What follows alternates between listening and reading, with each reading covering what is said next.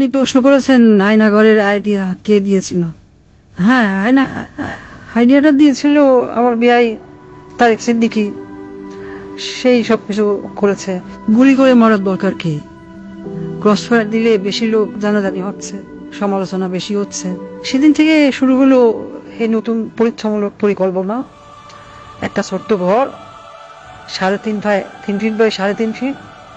ওইখানে নিজের কোথাও ভালোভাবে শোনা যায় না। হ্যাঁ, আমরা প্রথমে কিছু বিরোধী নেতাকে তুলে আনলাম, এই বিএনপি, জামাত, ছাত্র শিবির, ছাত্রদল, কিছু সাংবাদিক। ওদের রাখা হলো সেই আয়না ঘরে। প্রথমে কয়েকদিন ওরা দেয়ালে ঘুষি মারতো, আমাকে ভিডিও কলে দেখানো হলো, ভিডিওতে আমাকে দেখানো হলো ওরা দেয়ালে ঘুষি মারতো, দল্লা ঠেলে বেরোনোর চেষ্টা করছে। তারপর কিছুদিন দেখি শুধু উপরের দিকে তাকিয়ে থাকে। তারপর এক সময় ক্লান্ত হয়ে শুধু উপরের দিকে তাকিয়ে থাকতো। প্রথম কিছুদিন কেউ বুঝতে পারতো না কতটা সময় গেছে, কয়দিন তাদের আটকটা হয়েছে।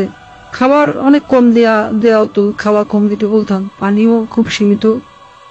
কেউ কেউ নিজের আয়নায় নিজের প্রতিবিম্বকে দেখে সূত্র মনে করত, নিজেকেই আক্রমণ করা শুরু করলো। নিজের দেয়ালে নিজের হাত দিয়ে ঘুষি মারলো, হাত রক্তাক্ত করলো।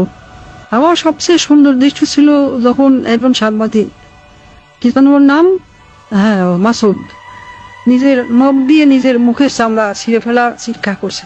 আমার পছন্দ হলো। সারা দেশে আরো বেশ কিছু এরকম আয়নাঘর বানালাম। যুদ্ধপরাধী রাজাকার ছেলে মেয়েদের সেখানে বন্দি করতে বললাম। মাঝে মাঝে 2-1জনকে ছেড়েও দিতাম। ফিরে এসে কেউ কিছুই বলতো না, ওইভাবে বলে দিয়েছিলাম যেন কেউ মুখ না খোলে। ব্যাস, সাপও মরলো না, লাঠিও ভাঙলো না। মানুষ ভাবলো যান বাঁচাতে স্বেচ্ছায় আত্মগোপন করেছিল, কিন্তু আমার আসল শক্তি ছিল প্রচারণায়। আমার দলের নেতা কর্মীরা তারাও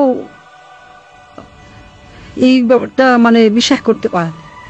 সত্যকে আমরা এমন ভাবে ধামাচাপা দিয়েছি, কেউ বিশ্বাসই করতে পারছে না আয়নাঘর আসলে ঘর বলতে সত্যি কিছু ছিল। আমি হাসলাম, কারণ কেন জানেন, একবার যদি সত্য মিথ্যাকে আর মিথ্যাকে সত্য বলে চালিয়ে দেওয়া যায়, তাহলে আর কিছু করার দরকার নেই। মানুষের মনে সন্দেহ ঢুকিয়ে দেওয়াই যথেষ্ট।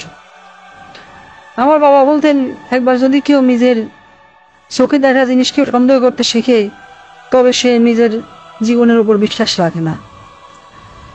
তখনই তুমি তাকে সম্পূর্ণ দখল করে দিতে পারবে।